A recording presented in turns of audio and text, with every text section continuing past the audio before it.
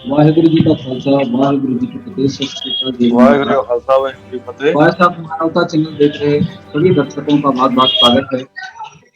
आज हमारे साथ तीन मेहमान जुड़े हुए हैं जगतार साहब दिल्ली से। मोहम्मद इकबाल साहब, बहुत स्वागत है भाई साहब मानवता चैनल में। इकबाल साहब, धन्यवाद सर। हमारे साथ मनजीत सिंह पटेल साहब जुड़ गए हैं, उनका भी बहुत बहुत स्वागत करते हैं आज के इस कार्यक्रम में। बहुत जैसा कि बहुत जगतार धन्यवाद। साहब ने हमें कहा कि आज हम इस मुद्दे पर चर्चा कर लेते हैं जो पेंशन की एक बहुत बड़ा इश्यू है, और इस पर मैं मनजीत सिंह पटेल जी का बात सुन रहा था अभी कुछ देर पहले। उन्होंने बहुत सारे राज्यों की आंकड़ा भी उन्होंने सामने रखा, और बहुत सारे लोग इस मामले को लेकर सुसाइड भी कर चुके हैं। तो मैं ज्यादातर सवाल जगतार सिंह, मोहम्मद इकबाल साहब और पटेल साहब, इनसे ही शुरू करने से पहले जी मैं जगतार सिंह साहब से चाहूंगा कि बहुत सारे जो सवाल हैं मैं भी इस विषय को लेकर ज्यादा नहीं समझ पाया हूँ, इसलिए मैं सवाल।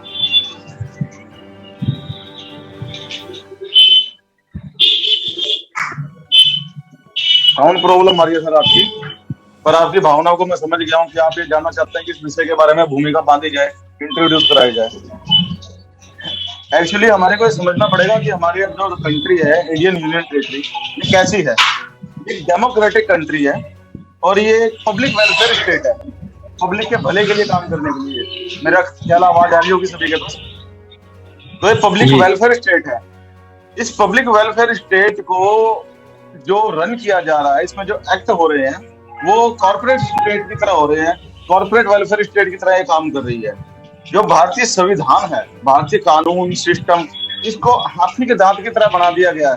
दिखाने के लिए कुछ और है और असल में रूल करने के लिए असल की एक्सरसाइज इसमें कुछ और ही आ रही है। इसका मैं छोटा सा उदाहरण देना चाहूंगा।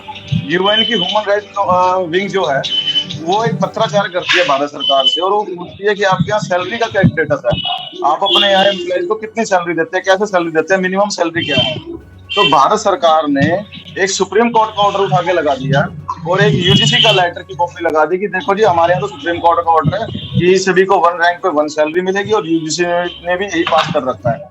हम सभी अपने अपने डिपार्टमेंटों के अंदर देखो, क्या ग्राउंड लेवल पे ये काम होता है? क्या एक चपड़ासी जो एक परमानेंट एम्प्लॉई है, क्या वही सैलरी कॉन्ट्रेक्चुअल एम्प्लॉई को या एक डेली बेसिस एम्प्लॉई को सभी को मिलती है?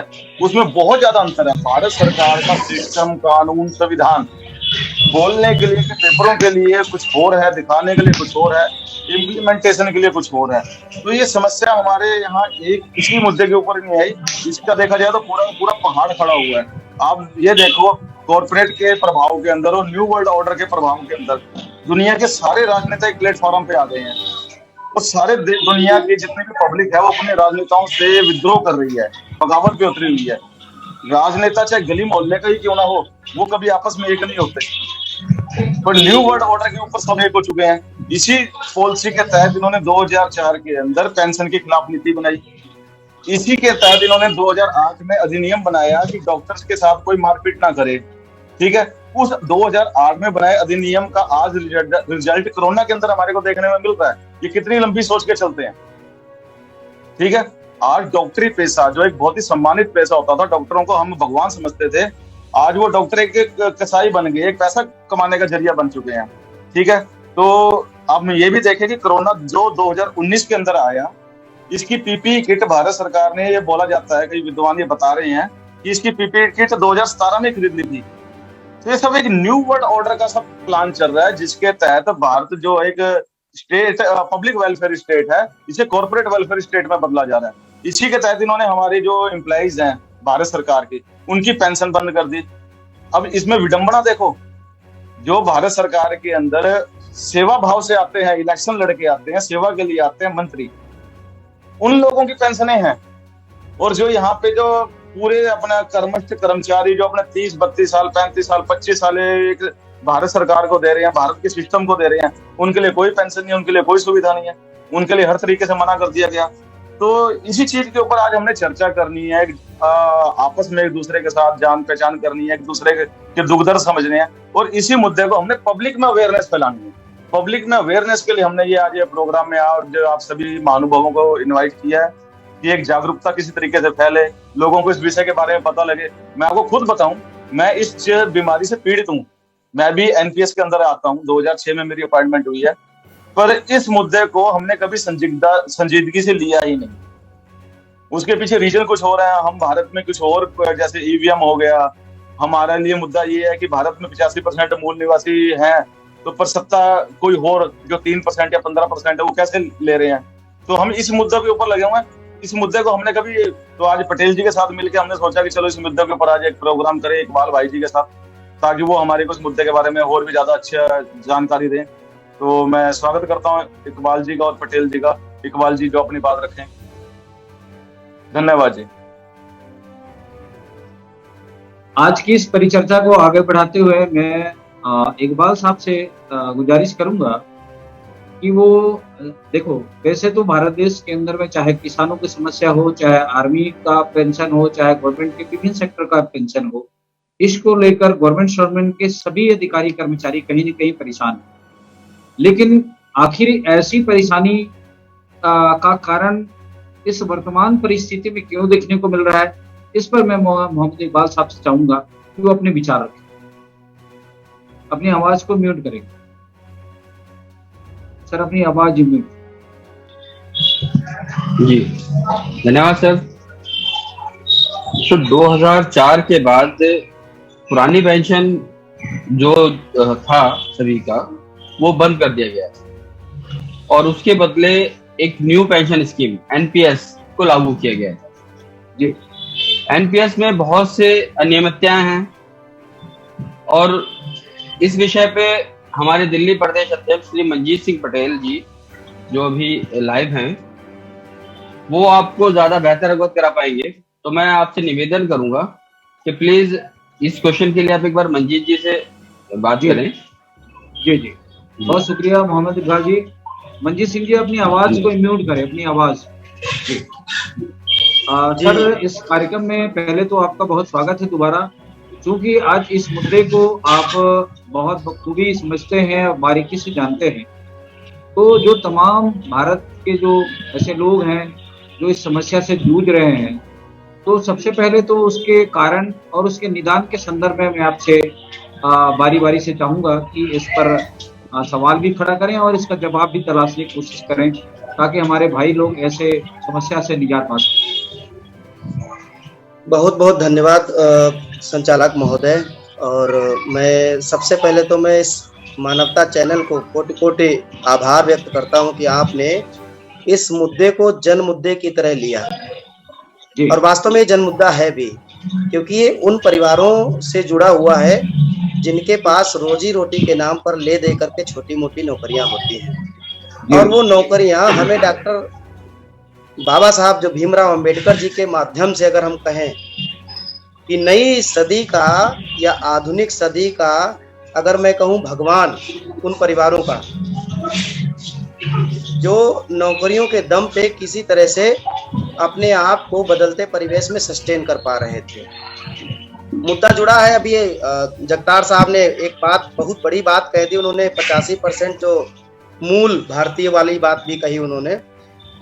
तो सारी समस्याओं की जड़ वहीं चली जाती है कि 85% बहुत बड़ी संख्या होती है। 85% को सामाजिक आर्थिक न्याय दिलाने के लिए आरक्षण की व्यवस्था की गई थी। अब उसकी वजह से उनका नौकरियों में आना, यानी कि रिसोर्सेज पर उनका कहीं ना कहीं छोटा मोटा कब्जा, चंद लोगों से, हुक्मरानों से ये नहीं देखा गया।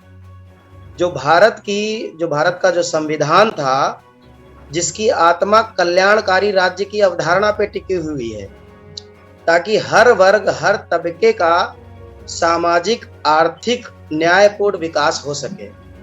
और इसके लिए ही सरकारी नौकरियों की एक अपनी विशेष महती भूमिका हुआ करती थी।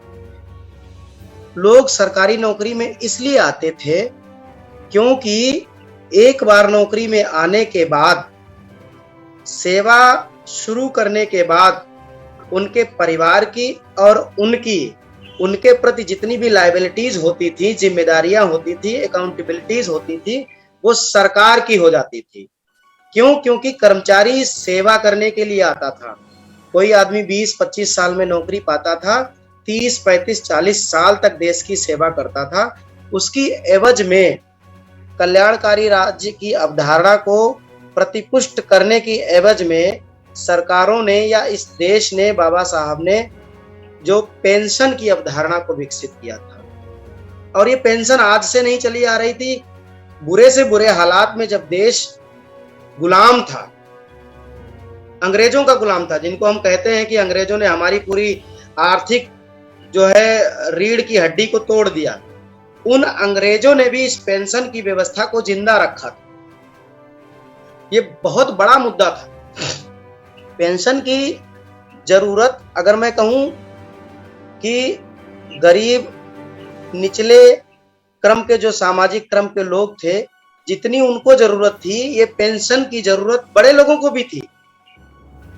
और इसी वजह से ये जिनका आज कब्जा है, एक तरीके से, चाहे वो प्रशासनिक कब्जा हो, चाहे वो राजनीतिक कब्जा हो, उन्होंने अपनी पेंशन को बरकरार रखा है। और न केवल बरकरार रखा है, आप देखिए देश का दुर्भाग्य देखिए कि एक आदमी अगर विधायक बन जाता है तो विधायक की पेंशन पक्की, और वही आदमी कल विधायकी से बाद में सांसद बन जाता है तो उसकी सांसदी की अलग से पेंशन पक्की। और वही आदमी अगर राज्यपाल बन जाता है कभी बुढ़ापे पे, तो राज्यपाल की एक अलग पेंशन। पंजाब के हालात ये थे कि एक ही आदमी 4-4 बार विधायकी की पेंशन ले रहा था।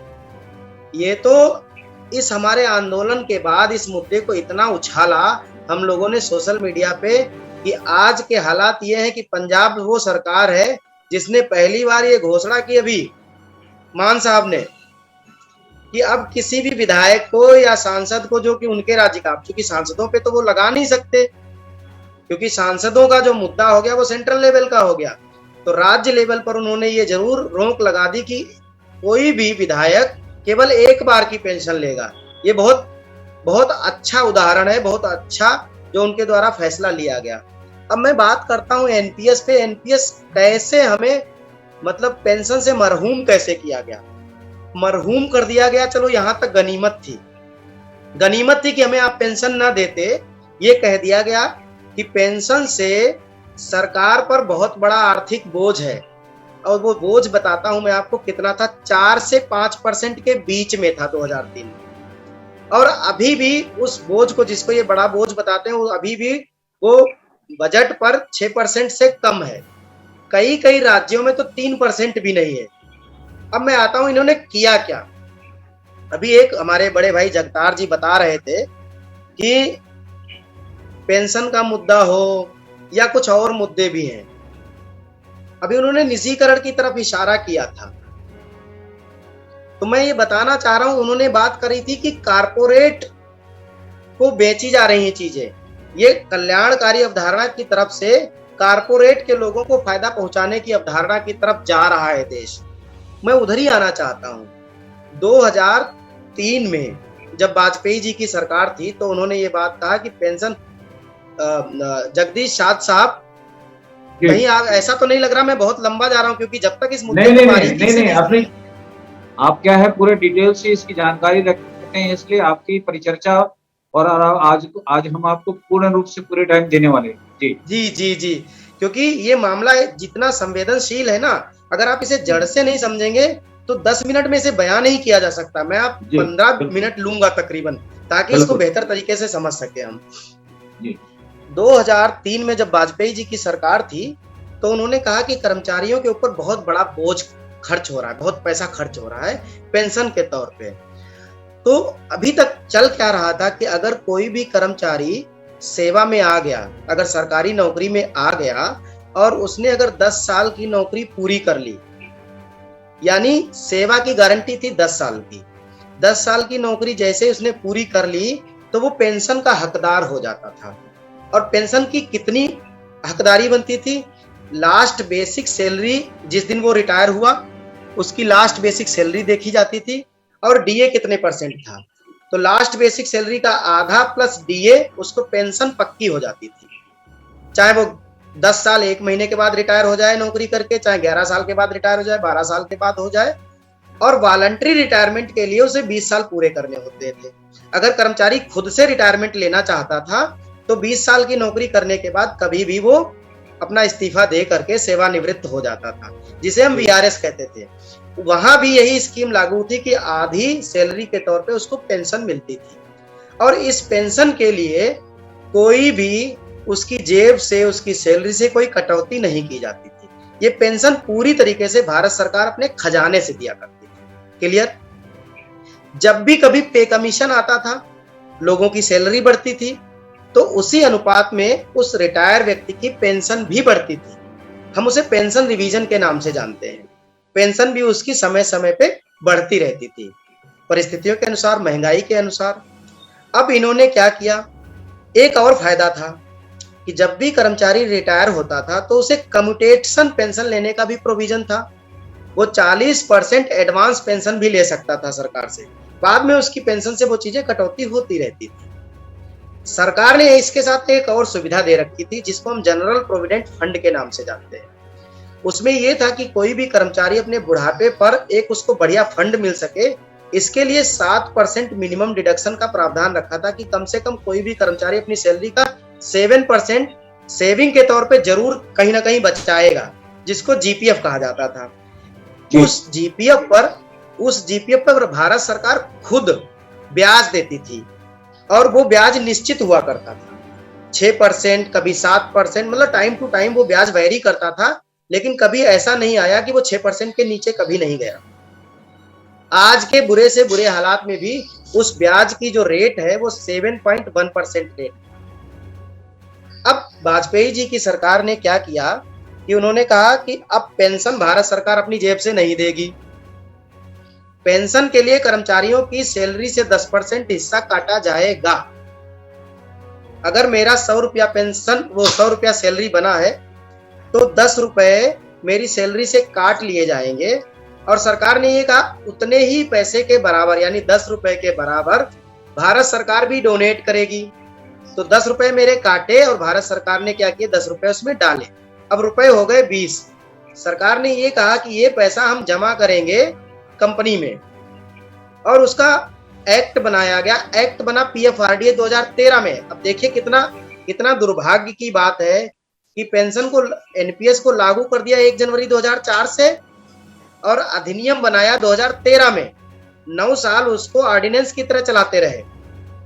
खैर, तो 10% हमारा सैलरी काटा, 10% सरकार ने उसमें जमा किया, पूरी सैलरी का 20% हिस्से के बराबर वो पैसा जमा कर दिया पीएफआरडीए ने, एनएसडीएल को दे दिया। एनएसडीएल यानी नेशनल सिक्योरिटी डिपॉजिटरी लिमिटेड। और उसके साथ में एक कंपनी कनाडा की और है, जिसका नाम है सेंट्रल रिकॉर्ड कीपिंग एजेंसी। इन दोनों ने मिल करके उस 20 रुपए को 3 कंपनियों में जमा कर दिया। उन कंपनियों के नाम है LIC, UTI और SBI। कहने के लिए भारत सरकार की बैंकें हैं। भाई, आम आदमी को तो यही लगता है कि भारत सरकार की बैंकें हैं, तो एक तरीके से सरकार का उन बैंकों पे कब्जा है, जब तक कि वो सरकारी हैं।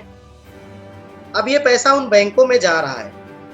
पीएफआरडीए ने ये कहा इस टोटल पैसे को 2 हिस्सों में लगाया जाएगा, मतलब 85% उसका जो हिस्सा लगेगा वो लगेगा सुरक्षित फर्म में, जिसको हम म्यूचुअल फंड कह लें, या लॉन्ग टर्म इन्वेस्टमेंट पॉलिसी कह लें, या कह लें कि हम उनको सरकारी प्रत्याभूतियों में, यानी गवर्नमेंट मतलब सिक्योरिटीज में लगाएंगे।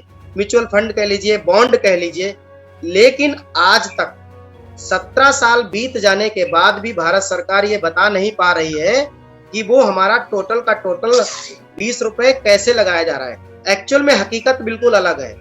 वो सरकारी प्रतिभूतियों में कभी लगाया ही नहीं गया। वो पूरा का पूरा पैसा दे दिया गया इन तीनों बैंकों को, और इन तीनों बैंकों ने उसको शेयर मार्केट में लगा दिया। इन्होंने खुद भी नहीं लगाया। इन्होंने क्या किया, IL&FS जैसी कुछ कंपनियों को चूज किया और उन्हें वो पैसा दे दिया। उन्होंने उसको बैंक उसमें लगा दिया शेयर मार्केट में। अब क्या होता है, अभी यूक्रेन वार शुरू हो गया, नोटबंदी आ गई, उसके पहले मतलब उसके बाद कोरोना आ गया। तो ऐसे हालातों में वो पैसे की वैल्यू भयंकर तरीके से गिरना स्टार्ट हुआ। अब मैं अपना एग्जांपल देता हूँ। 14 साल की नौकरी में मेरा 30 लाख रुपया है पीएफआरडीए के पास, लेकिन पिछले 3 महीनों में 22,000 रुपए हर महीना पैसा कट के जाता है, जमा होता है। तो 3 महीनों में 66,000 रुपए तो यही जमा हो जाना चाहिए था, प्लस इस पे कुछ इंटरेस्ट मिलता। बजाय वो पैसा बढ़ने की, वो 1 लाख रुपए घटा और गया है। वो 30 लाख से अभी 27.5 लाख पे आ गया है। क्यों? क्योंकि मार्केट की दशा खराब है। तो अब ये पेंशन का क्या कर दिया उन्होंने, कहा कि ये जितना पैसा जमा हो जाएगा रिटायरमेंट वाले दिन तक, उस पैसे से उसका जो 60% होगा वो तो हम फंड के रूप में कर्मचारी को दे देंगे, बचा 40%। मान लीजिए 100 रुपया जमा हो गया रिटायरमेंट तक, तो 60 रुपया उस कर्मचारी को फंड के रूप में वो वापस दे देंगे। 40 रुपया जो बचा उसकी उसको पेंशन लेनी है, तो पेंशन लेने के लिए उस 40 रुपये को 8-10 इन्होंने जो है कंपनियों को इनलिस्ट कर रखा है। उन 8-10 कंपनियों में इस 40% रकम को फिर जमा करना होगा, तब इस 40 रुपए पे उसको पेंशन मिलेगी। अब प्रॉब्लम कहाँ आई?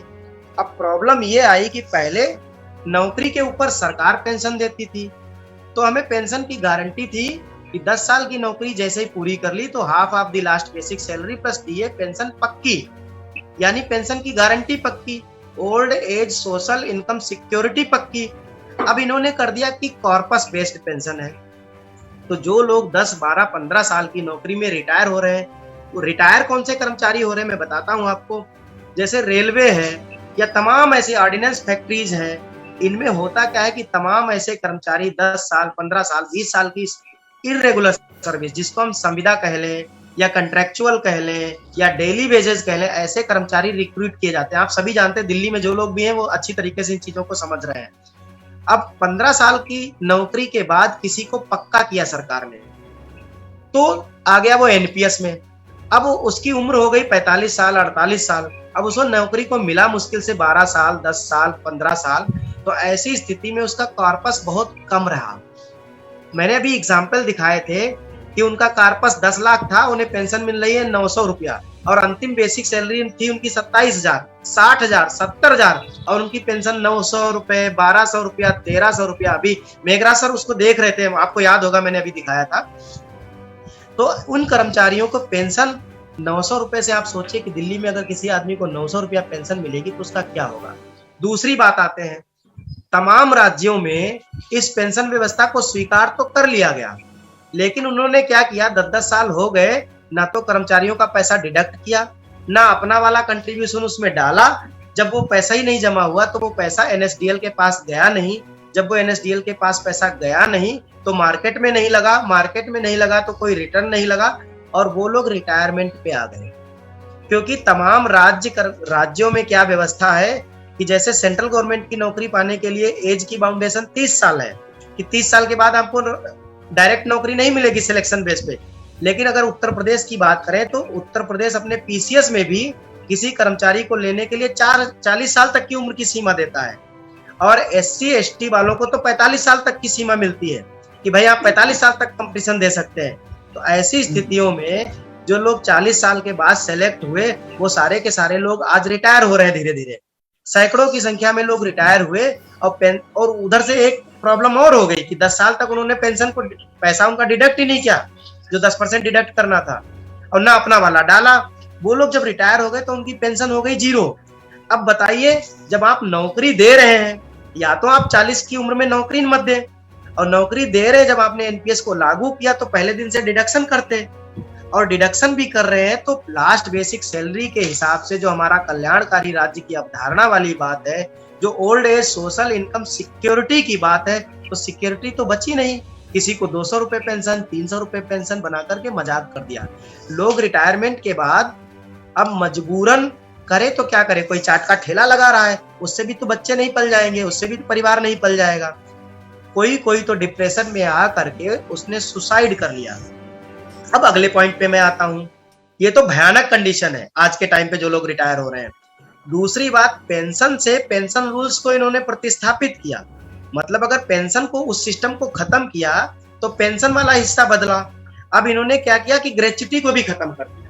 अब कोई आदमी सरकारी नौकरी करता था, ग्रेच्युटी तो चाहे सरकारी नौकरी करे चाहे प्राइवेट करे, ग्रेच्युटी का रूल सबके लिए बराबर है और एक जैसा है।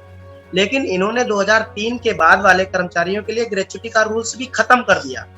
अब क्या है, पहले कोई रिटायर होता था, अगर उसने 30 साल की सेवा की तो 30 साल में उसे 16.5 महीने की तनख्वाह या 20 लाख से के बराबर जो भी मतलब हो जाए, उसका ग्रेच्युटी की लिमिट अभी 20 लाख रुपए है, तो वो लोगों को ग्रेच्युटी मिलती थी। एनपीएस में जो लोग आए उनको ग्रेच्युटी भी मिलना बंद हो गया, क्योंकि ग्रेच्युटी का भी प्रोविजन इन्होंने खत्म कर दिया। लड़ झगड़ के आंदोलन के बाद हम लोगों को उन्होंने ग्रेच्युटी का रूल दे दिया कि हाँ आपको ग्रेच्युटी मिलने का प्रोविजन करते हैं।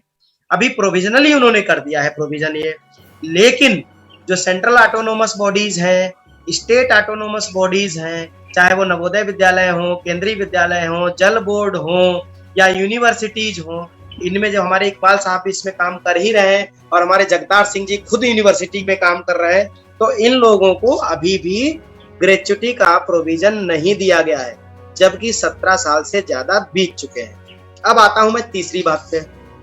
तो सबसे बड़ी तो एक समस्या ये, ग्रेच्युटी के लिए भी हम लड़ रहे हैं लंबे समय से, तो अभी इन्होंने ये कहा, मेरे तमाम रिप्रेजेंटेशन पीएमओ में, फाइनेंस मिनिस्ट्री में कई बार हमने घेराव किया, मानवाधिकार आयोग का घेराव किया, लेकिन आप जानते हैं ये सरकार किसी की नहीं सुनती। ये तो सुप्रीम कोर्ट को मानती नहीं है, ये तो उससे कह देती है कि अपनी औकात में रहे सुप्रीम कोर्ट। तो बहुत सारी समस्याएं यहाँ के एडमिनिस्ट्रेशन पर भी हैं, जो हमारी हुकूमत है एक तरीके से, जो हमारी सत्ता है जिनके हाथों में, वो किसी चीज को नहीं मानते। वो मतलब इतने जगलर टाइप के लोग हैं, अगर मैं कहूँ कि सत्ता नशी हो चुके हैं। तीसरे पॉइंट पे मैं ये आना चाह रहा था, वो ये था कि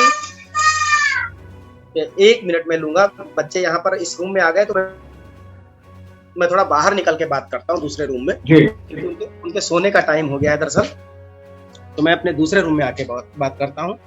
जो तीसरी समस्या है वो ये है कि पहले कोई सरकारी कर्मचारी अगर सेवा काल के दरमियान मर जाता था, उसकी मौत हो जाती थी, तो उसकी फैमिली को सरकार फैमिली पेंशन देती थी, और फैमिली पेंशन देती थी अगर 7 साल की नौकरी अगर उसे हो चुकी थी तो फुल फैमिली पेंशन, यानी कि half of the last basic salary plus DA. ठीक है सर, वो उसके परिवार को फैमिली पेंशन के तौर पे देती थी। लेकिन अगर एनपीएस में कर्मचारी कोई मर गया सेवा काल में, तो ये क्या करते थे कि एनपीएस में जितना भी अमाउंट जमा हो चुका था, यानी कि कर्मचारी वाला हिस्सा प्लस सरकार वाला हिस्सा, इन दोनों हिस्सों को सरकार जब्त कर लेती थी और कहती थी कि देखते हैं कि 7 साल हुए कि नहीं हुए। अगर 7 साल हो गए थे उसकी नौकरी को, तब फैमिली पेंशन तो दे देती थी कि half of the last basic salary plus DA. लेकिन अगर 7 साल से कम हुए थे तो उसको 30% उसको फैमिली पेंशन देते थे। ये भी फैमिली पेंशन इन्होंने देना शुरू किया 2016 के बाद। तो 2004 से लेकर के 2016 तक जो भी डेथ हुई, उनको किसी को फैमिली पेंशन भी नहीं दिया। आप सोचिए, अब हमने लड़ झगड़ करके 30 मार्च 2021 को DOPPW से एक गजेट नोटिफिकेशन निकलवा लिया। एक कैबिनेट सेक्रेटरी PK सिन्हा साहब हुआ करते थे भारत सरकार में अभी 3 साल पहले, तो उनके पास हम लोगों ने जब इस बात को रखा तो वो एग्री हुए कि हाँ ये गलत है और कम से कम भारत सरकार को सारा पैसा हड़पना नहीं चाहिए। ये तो बिल्कुल डलहौजी की नीति हो गई कि एक तो कर्मचारी मर गया, उसके परिवार को आपने ग्रेच्युटी नहीं दी, उसके परिवार को आपने कर्मचारी का हिस्सा भी नहीं दिया, वो भी छीन लिया, और फैमिली पेंशन देने के लिए आप देख रहे हैं कि 7 साल हुए कि नहीं हुए। तो लड़ झगड़ के 30 मार्च 2021 को हमने एक बदलाव करवा लिया।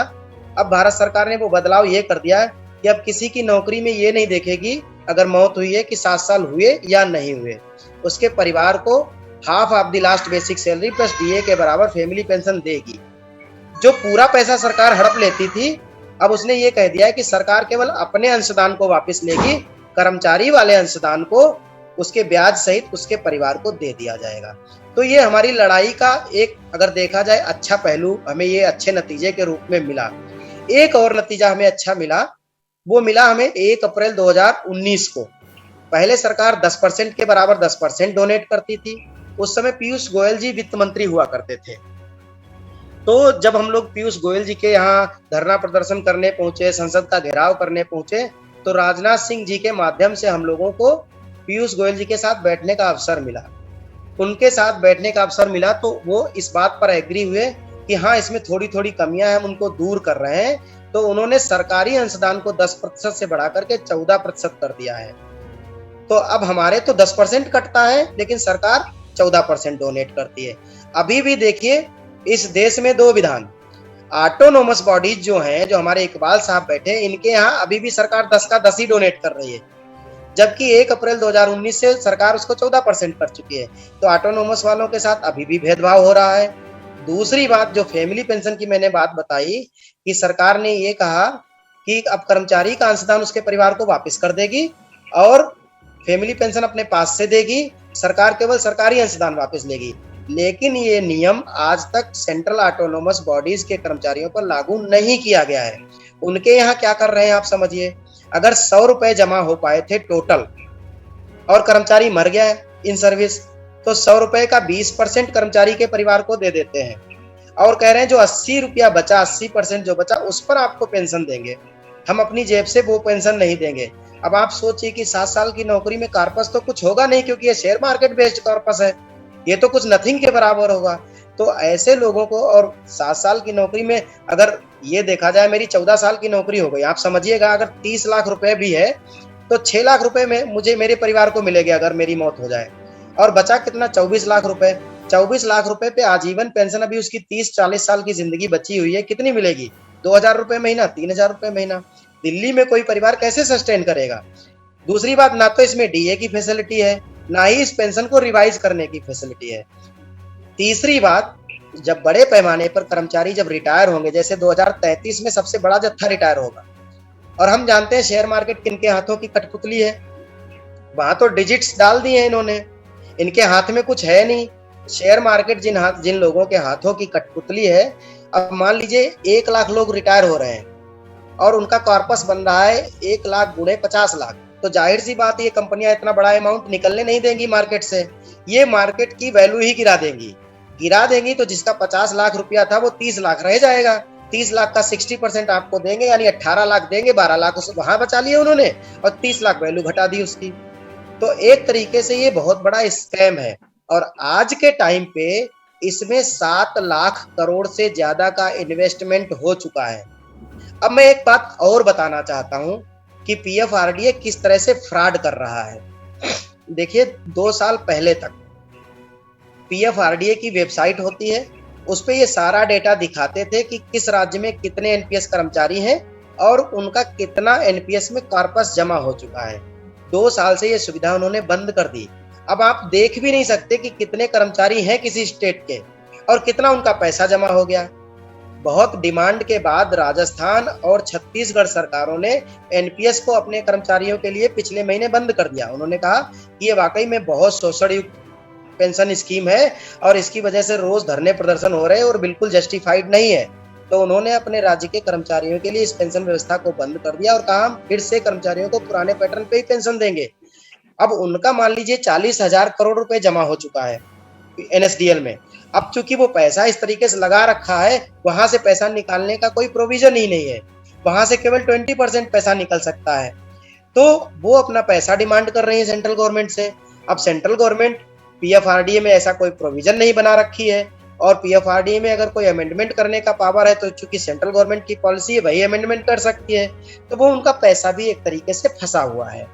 तो ये इतना, और आज 80 लाख लोग इस व्यवस्था में क्या कहूँ, ये तो दुर्व्यवस्था है, उससे पीड़ित है उनके परिवार। तो उनके हक की लड़ाई हम लड़ रहे हैं और हमारा ऐसा मानना है कि ये केवल उन परिवारों की लड़ाई नहीं है, बल्कि एक तरीके से भारत की बहुत बड़ी इकोनॉमी की भी लड़ाई है, जिस पर कुछ चंद कंपनियों का कब्जा है और वो उनके हाथों की इस तरह से कठपुतली है कि जब चाहे उस पैसे की वैल्यू को घटा और बढ़ा सकती है। थैंक यू सो मच, आपने बहुत मुझे ध्यान से सुना। जी मंजीत सिंह जी पटेल जी, आप इस सेशन को हम और लंबा ले जा करके लगातार इस इश्यू को उठाने की कोशिश करेंगे। मैं जगतार सिंह जी के पास जाना चाहूंगा। जगतार सिंह जी, दोबारा आप इस विषय पर अपने विचार रखें। जो ज्वलंत इशू है उसको तो मंजीत सिंह जी ने काफी विस्तार से रखा है, तो मैं आप चाहूंगा कि आप दोबारा इस विषय को संक्षिप्त में अपने विचार रखें, क्योंकि हमारा समय नजदीक आ रहा है। जगतार सिंह जी, अपनी आवाज ठीक करें, आवाज ही म्यूट करें।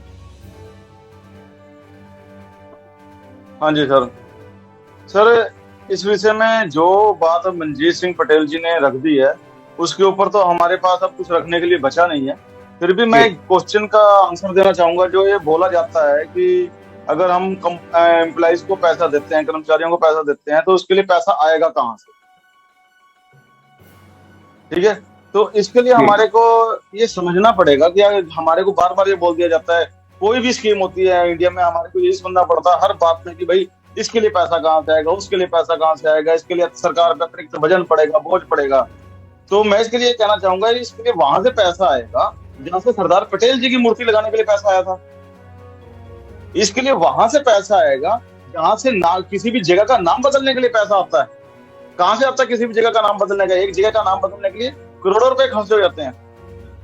ठीक है, इसके लिए वहां से पैसा आएगा जहां से जो धर्मनिरपेक्ष हमारा भारतीय संघ गणराज्य है, इसको भगवाकरण करने के लिए जहां से पैसा आता है ना, तो वहीं से इसके लिए पैसा आ जाएगा।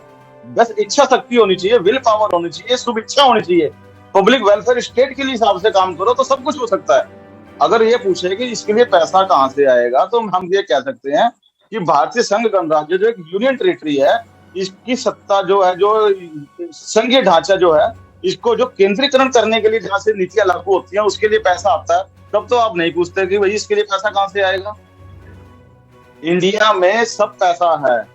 राजा सिकंदर जो हमारे पास दुनिया को जीतने के लिए निकला था, वो हमारी धरती को जीतने के लिए निकला था। क्यों? क्योंकि ये धरती सोना पैदा करती है। इस धरती में पैसे की कभी कमी नहीं है। आप कृषि आधारित इकोनॉमी अपनी चलाइए, कौन आपको मना कर रहा है? जब मनमोहन सिंह जी के टाइम में हमारे सारी दुनिया के अंदर सेंसेशन आया हुआ था, आर्थिक मंदी आई हुई थी, तो भारत बचा हमारी कृषि की वजह से बचा, एग्रीकल्चर की वजह से बचा। अभी कोरोना काल के अंदर हमारे को अगर कोई ग्रोथ देने वाला था, हमारा एग्रीकल्चर था। एग्रीकल्चर के हिसाब से हमारे देश में कोल्ड स्टोर क्यों नहीं है, गोदाम क्यों नहीं है, फूड प्रोसेसिंग यूनिट क्यों नहीं है? एग्रीकल्चर के ऊपर हम दुनिया का बहुत बड़ा इलाका जो सूखा पड़ा हुआ है, रेगिस्तान है, बर्फ है, वहां हम खाना पहुंचाने की जिम्मेदारी कुदरत ने, नेचर ने, बाय नेचर हमारे को दी है। हमारी सरकार ने उस रिस्पॉन्सिबिलिटी को निभाकर भूखे लोगों को रोजगार, रोटी क्यों नहीं देती, बेरोजगारों को रोजगार क्यों नहीं देती, इकोनॉमी क्यों नहीं आगे बढ़ाती? उसके आधार पर अगर हम इकोनॉमी चलाएंगे तो हमारे पास पैसे की कोई कमी नहीं है। दूसरी तीसरी बात, बिजली, पानी, रेत, खनिज पदार्थ सब हमारे देश के, हमारे मूल निवासियों की संपदा है, जिसका एक मैं कहता हूं कि जैसे बैलेंस शीट में जैसे घोटाला होता है ना, मैं आपको उदाहरण देता हूं। एक टोल टैक्स लगाया, रोड बनाई, टोल टैक्स लगाया, तो बोला जाता है कि 5 साल के लिए टोल टैक्स है, इसका खर्चा पूरा हो जाएगा, टोल टैक्स पूरा खत्म हो जाएगा। पर आज तक कहीं भी टोल टैक्स लगता है तो बैलेंस शीट में उनके घपले पूरे ही नहीं होते, उनका खर्चा कभी पूरा ही नहीं होता। वो टोल टैक्स सारी उम्र के लिए चलता है। तो उसी बैलेंस शीट के घपले से हमारी भारत की सरकारें चल रही हैं, जो सब जगह नुकसान घाटा ही दिखा रही हैं। अगर इतना ही नुकसान घाटा हो रहा है तो इनको चुनाव लड़ने के लिए पैसा कहां से आता है? चुनावी वादों के लिए पैसा कहां से आता है? ये इतनी शिद्दत से इलेक्शन लड़ते क्यों है? कोई भूखे नंगे देश का राष्ट्रपति बनना चाहेगा, प्रधानमंत्री बनना चाहेगा, सांसद विधायक बनना चाहेगा, जिसमें कुछ है ही नहीं। ये टोटली सब फ्रॉड है। गोदी मीडिया, कहते हैं पैसा कहां से आएगा? पैसा आएगा जहां से गोदी मीडिया चलती है। गोदी मीडिया हमारे पैसे से चलती है, सच का झूठ और झूठ का सच बनाती रहती है 24 घंटे। सांप की रस्सी और रस्सी का सांप बनाती रहती है, अपने फिक्स एजेंडे को चलाती रहती है। तो ये बात तो क्या है ना, बिल्कुल सरासर नाजायज है। जगतार सिंह जी बहुत शुक्रिया। हमारा समय भी नजदीक आ चुका है, खाली 5 मिनट हमारे पास समय है। मैं मोहम्मद इकबाल साहब से चाहूंगा कि संक्षिप्त में आज की इस परिचर्चा को लेकर अपने विचार कुछ साझी कर सकते हैं। मोहम्मद इकबाल जी। धन्यवाद सर। ये बहुत ही गंभीर विषय है, और जिस तरह से इस विषय पर मंजीत जी ने रिसर्च किया है और अपने विचार रखे हैं, मुझे नहीं लगता कि शायद इतनी गहराई से कोई कर्मचारी इस विषय में ज्ञान रखता हो। बाकी सर मैं ये कहना चाहूंगा कि इस विषय पर अब से पहले 2004 में और भी यूनियनें थी, संगठन थे, लेकिन क्या किसी यूनियनों और संगठनों ने इस विषय में बारे में सोचा? क्योंकि शायद उस समय सभी को ये लगता होगा कि जो बाद में कर्मचारी आएंगे वो इस बारे में सोचेंगे, क्योंकि स्टेट में और सेंट्रल में सभी यूनियनें और संगठन पहले से ही मौजूद हैं। अब मैं आपको ध्यान केंद्रित करना चाहता हूँ एक संगठन जिससे मंजीत सिंह पटेल जी जुड़े हैं, NMOPS, national movement for old pension scheme. ये संगठन सर निरंतर इस विषय को उठा रहा है और देश के कोने कोने तक जहां जहां पर भी एनपीएस के, स्टेट गवर्नमेंट के, सेंट्रल गवर्नमेंट के, ऑटोनोमस बॉडीज के कर्मचारी हैं, उन सभी कर्मचारियों को इस विषय पे जागरूक किया और एक अवेयरनेस प्रोग्राम के थ्रू इस विषय को बहुत ही गंभीरता से लिया है।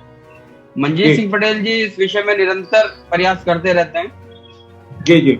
बाकी सर विषय बहुत गंभीर है। अभी जिस तरह से कोविड काल में बहुत से कोरोना योद्धा, जी सर मैं 2 मिनट में अपनी बात को कंप्लीट करना चाहूंगा सर। बिल्कुल। हाँ। अभी कोविड काल में ऑटोनोमस बॉडी के हेल्थ सेंटर से या दूसरे विभागों से जुड़े हुए कर्मचारी शहीद हुए हैं। उनकी स्थिति सर बेहद गंभीर है, क्योंकि हम हैं तो अभी हम अपनी आवाज उठा सकते हैं, लोगों के लिए लड़ सकते हैं, अपने लिए लड़ सकते हैं, लेकिन जो हमारे बीच नहीं है उन साथी के परिवार देखने वाला कोई नहीं, और सरकार ने उनको जीपीएफ का भी प्रावधान नहीं दिया। ये स्थिति उस ऑटोनोमस के नाम पर जाकर और ज्यादा भयावह हो जाए। इन्हीं शब्दों के साथ मैं अपनी वाणी को विराम देता हूँ। धन्यवाद। जी बहुत शुक्रिया मोहम्मद इकबाल जी। मैं मंजीत सिंह जी के पास फिर से जाना चाहूंगा कि लास्ट में जो देश दुनिया में तमाम जो देख रहे हैं, हमारा जो आज का ये इंटरनेशनल फोरम पे ये बात उठ रही है, इसकी चर्चा हम कर रहे हैं। जगदीश जी 2 मिनट की बात करना चाहता हूँ। जी मेघराज जी कुछ कहें। भाई मंजीत सिंह पटेल ने जो जानकारी दी, मुझे जानकारी नहीं थी, इसके बारे में स्पेशल धन्यवाद इनका, जो इतनी डीपली जानकारी दी है और इतना कुछ कर रहे हैं। इनके आंदोलन को भी सलूट, इनके काम को भी सलूट, और इन्होंने जो जानकारी दी उसको भी सलूट। दरअसल क्या है मंजीत सिंह, आप जानते हैं भारत में जो चल रहा है ये अकेला कर्मचारियों के साथ नहीं चल रहा है, व्यापारियों के साथ में भी चल रहा है। हर एक मतलब कोई इंसान ऐसा नहीं है जो हमारे बचा हुआ जिसके साथ में धोखा नहीं करे सरकार। ये सरकार जो है ना मतलब पब्लिक के टुकड़ों पर पड़ने वाली, पब्लिक की रोटी खाकर जिंदगी जीने वाली, उसको कहते हैं कि सरकार अपनी जेब से पैसे दे रही है। तो सरकार खुद पब्लिक का लूट कर खा रही है, तो सरकार कैसे पब्लिक के पैसे पब्लिक को वापस दे रही है। तो ये जो है ना, ये सरकार की जो नीयत है बहुत माड़ी नीयत है। ये लोगों को ऐसा गुमराह कर करके इसको गुलाम बनाना चाहते हैं इसको, और इसी के लिए हमें सबको मिल करके, जितने भी आंदोलन चल रहे हैं भारत में, सबको एक साथ मिलकर के इसको बड़ा आंदोलन करना पड़ेगा, तभी यहाँ पर ये आ जाएंगे सरकार को बदलो। और ये राज जब तक बहुजनों का राज है, जिनका जो मजदूर तबके का लोग हैं, अगर वो राज स्थापित नहीं कर पाएंगे तो ये शैतानगिरी करते रहेंगे। इन्होंने पहले भी शैतानगिरी करी, अब जगदार सिंह जी बोल रहे थे पैसे कहाँ से आएंगे। अब इनके आंदोलनों को बर्बाद करने के लिए, आंदोलनों को खराब करने के लिए, लोगों को पिटाई करने के लिए, पुलिस वालों को आगे भेजने के लिए इनके पास पैसे आ जाते हैं, लेकिन गरीबों को, मजदूरों को उनका हक देने के लिए इनके पास पैसे नहीं है। तो ये हरामखोरी करते हैं। वो मेरा कहने का मतलब ये है कि ये 1 रुपया आपके हक में नहीं खर्च करेंगे, लेकिन 1 करोड़ रुपए आपको बर्बाद करने के लिए खर्च कर देंगे। तो ये शैतानी जो है ना, जब तक चलेगी, जब तक हम खड़े नहीं होंगे अपने हकों के लिए, हकों के लिए हमें खड़ा होना पड़ेगा और लड़ना पड़ेगा। थैंक यू सो मच जी, बहुत शुक्रिया मेघराज जी। मैं लास्ट में मंजीत सिंह जी से चाहूंगा कि संक्षिप्त में आज की इस परिचर्चा को सारांश में अपनी बात रखें, ताकि जो आप 80 लाख लोगों की बात कह रहे हैं, ये सब लोगों की आवाज को हम उठाने की कोशिश करेंगे, क्योंकि बहुत बहुसंख्यक समाज के परिवारों का मामला है, और इस मुद्दे को हम और विस्तार से अगली डिबेट में कोशिश करेंगे। तो आज की इस परिचर्चा को समाप्त करने से पहले लास्ट में मंजीत सिंह जी चाहूंगा कि वो संक्षिप्त में इस विचार को सारांश में अपनी बात रखें और हम आज के इस कार्यक्रम को समाप्त करें। जी बहुत बहुत धन्यवाद जगदीश साहब। पहले तो मैं आप लोगों का आभार व्यक्त करना चाहूँगा कि जो आपका जो चैनल है, ये जो जिस मंच पर हम इस तरह से हमारी बात को उठाने का हमें मौका मिला, इसके लिए बहुत बहुत हम आभार व्यक्त करते हैं। और मैं ये आप लोगों के माध्यम से ये अपील भी करना चाहता हूँ कि ये केवल कर्मचारियों का मुद्दा नहीं है। 2 बातें हैं। पहली बात तो ये है कि ये भारत सरकार, और भारत सरकार जब हम कहते हैं तो सबका हो जाता है, पूरे देश का हो जाता है। सरकार किसी एक आदमी की नहीं होती, ना किसी पार्टी की होती है। उनको हम चुन के भेजते हैं, बस इतना ही मतलब होता है। लेकिन है जो कुछ भी है वो पूरे देश का है, एक एक बच्चे का है, एक एक बुजुर्ग का है, एक एक महिला का है, एक एक पुरुष का है। तो ये भारत सरकार की इकोनॉमी का मामला है, तो पूरे देश की इकोनॉमी का मामला है। दूसरी बात, इस तरह से पेंशन का जिस तरह से ये जो प्राइवेटाइजेशन किया जा रहा है, ये पेंशन का प्राइवेटाइजेशन ही है और कुछ नहीं है। पहले निगमीकरण उसकी प्रक्रिया है, फिर उसके बाद प्राइवेटाइजेशन कर देते हैं। तो मेरा कहने का मतलब है कि इससे आने वाले समय में एक तो कल्याणकारी राज्य की अवधारणा ही खत्म हो रही है। दूसरी बात, लोगों के अंदर जो चार्म होता था, जो ललक होती थी, जो सेवा की भावना होती थी, वो भी खत्म हो जाएगी। आदमी ईमानदार नहीं रह पाएगा। तीसरी बात, हमारे रिसोर्सेज पर ये कब्जा है। जिसके माध्यम से हमारे परिवार सस्टेन करते थे, सरवाइव करते थे, ये एक तरह से उनका कब्जा कर रहे हैं, ताकि ये मतलब जो पहले की सरकारें करती थी कि गरीबी को हटाओ, इनका टारगेट क्या है, ये जो वर्ग है इसे ही खत्म कर डालो, गरीबी खुद ब खुद खत्म हो जाएगी। तो ये गरीबी नहीं खत्म कर रहे, ये उन लोगों को ही खत्म कर रहे हैं। तो मेरा आपसे यही अपील है, ये पूरे समाज का मामला है, आपके मंच से पूरा समाज जुड़े, हर वर्ग जुड़े, हर तबका जुड़े, हर जाति जुड़े, हर धर्म जुड़े इसमें, और इस विभत्स समस्या को खत्म करने में कंधे से कंधा मिला करके साथ दें। बहुत बहुत धन्यवाद। आज के इस कार्यक्रम को समाप्त करने से पहले मैं सबसे पहले जगतार सिंह साहब का, मंजीत सिंह पटेल साहब का और मोहम्मद इकबाल साहब का शुक्रिया अदा करता हूं कि उन्होंने इस ज्वलंत मुद्दे को हमारे इंटरनेशनल फोरम वॉइस ऑफ मानवता चैनल पे अपनी बात रख करके विस्तार से बातें रखी है। इसका असर मुझे लगता है कि तमाम उन पीड़ित परिवार को मिलेगा। आने वाले समय में हम इस मुद्दे को और लेके विस्तार से बात करेंगे। तब तक के लिए वॉइस ऑफ मानवता चैनल देख रहे सभी दर्शकों से गुजारिश है कि वो ऐसे ज्वलंत मुद्दों को लेकर अपने विचार शेयर करें, कमेंट करें और अपनी प्रतिक्रिया भी दें।